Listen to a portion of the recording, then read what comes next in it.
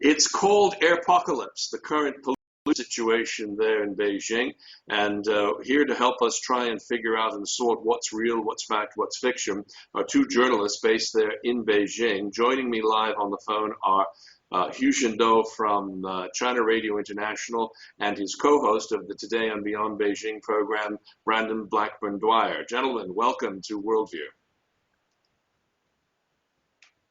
Afternoon, Dennis. Good to be with you.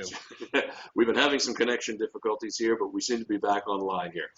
Guys, how bad is the situation that they're calling Airpocalypse? Is it any worse than what we've seen in the past? And you, having lived there for a number of years, Brandon, and of course your whole life, Qinduo, tell me a little bit about what you've both been experiencing.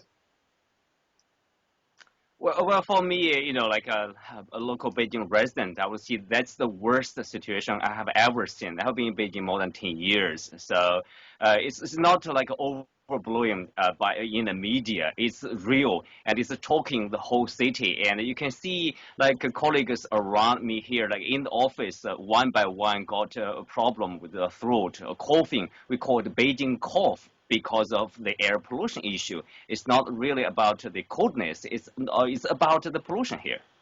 For sure, and I've been here 7.5 years, and in any way, shape, or form, this is a major problem, and worse today than it's been in any of my time here. Mathematically, when you're talking about a 900 score on the pollution index, that's unheard of. Before that, 500 was seemingly crazy bad. And even from a visual point of view, on Saturday, the day it was 900, I looked out the window and it looked like it had been snow. It literally looked like there was a dusting of snow on the ground, and it wasn't snow. It was literally just particulate matter that was allowing cars to leave treads in the road. Visually, breathing and mathematically, it is terrible. How do you both feel right now? I mean, is it something that has affected your own personal health? I mean, you mentioned, Qinduo, that there were some issues with members of the staff. That's right. You can see for a lot of people, if you have health problem, you are advised to stay indoors as much as possible, reduce exposure to the polluted air. But for healthy people, even for a lot of us, if you are outside for too long time, you do feel uncomfortable when you breathe. So you want to choose stay inside, but this is you have to stay inside. This is not really the best choice, like to stay inside the whole day and the whole night here.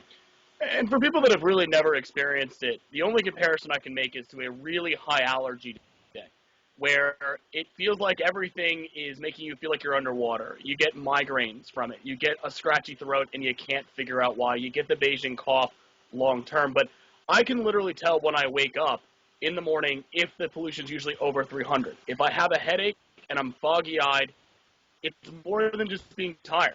It's literally that your brain just doesn't function quite the same level. And everything around you takes longer, is harder. And that kind of a hair quality, until you experience it, it sounds overblown. But once you experience it, it's like having allergies. You never want to have it again.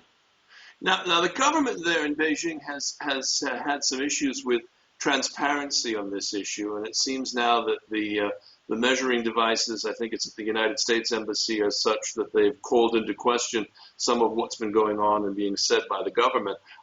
What exactly are the numbers? Where should they be? Are we seeing more transparency on behalf of the Beijing government? For me, personally, I think the transparency is a history now.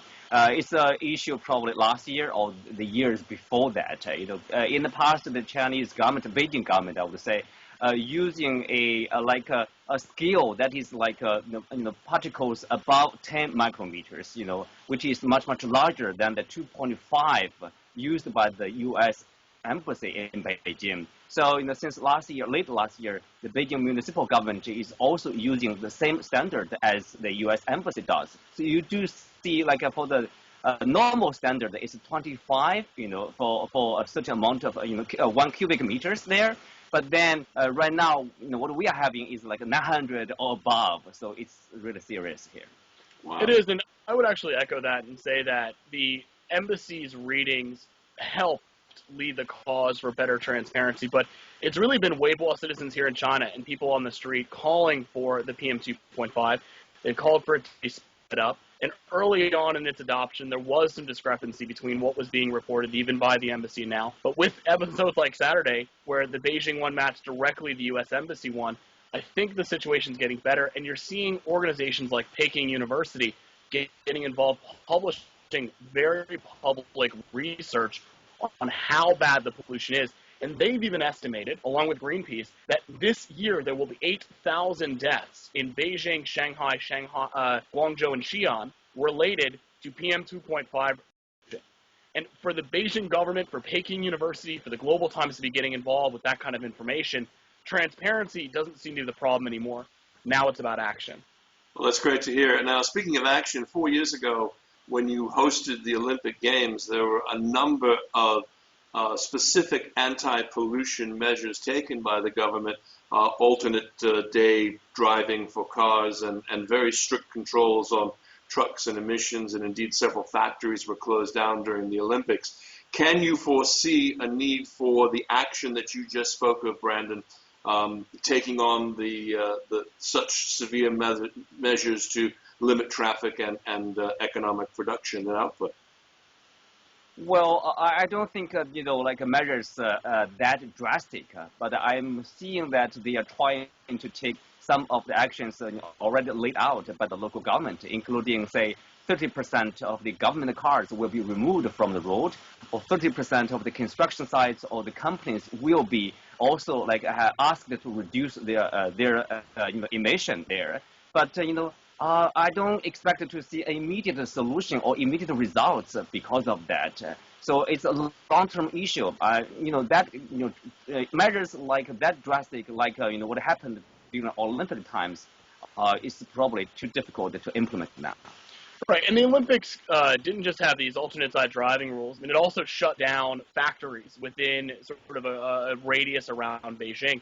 That's not something that China is really able to economically do. In fact, one of the big changes since the Olympics was the government sort of promised or was planning to delay or keep some of these factories closed. And as the economic downturn hit the globe, they actually found they had to reopen them. And now Beijing is committed to still being an industrial zone as well as a white-collar zone. And so that's one of the problems. Now, legacy-wise and positive, yes, there's not alternate day driving, but there is one day of the work week that you're not allowed to drive your car. And that has, in theory, reduced pollution, but not nearly enough. And these new plans, these emergency plans, are good in concept, but almost impossible to really enforce, because often by the time you get the reading being over the danger level, people are already at work. The reading doesn't come in high until 9 or 10 a.m. Shutting down construction sites one day a week randomly, well, that's reacting to the problem, not stopping the problem, because then basically you're just waiting for a big gust of wind to come in, blow it out, and then restart the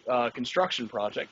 They're good ideas. I credit people for trying. I'm not saying that I've gotten any better, frankly, but it's not solving the root problem, which is just simply emissions. Cars, factories, economic progress needs to be done something different.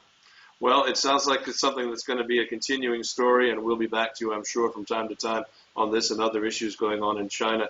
Gentlemen, I just advise you to breathe shallowly and shortly for as long as you possibly can. We've been joined today by Qinduo and Brandon Blackburn-Dwyer of China Radio International in Beijing. Gentlemen, thank you so much for your time and for being on Worldview. Glad to be here. Thank you very much.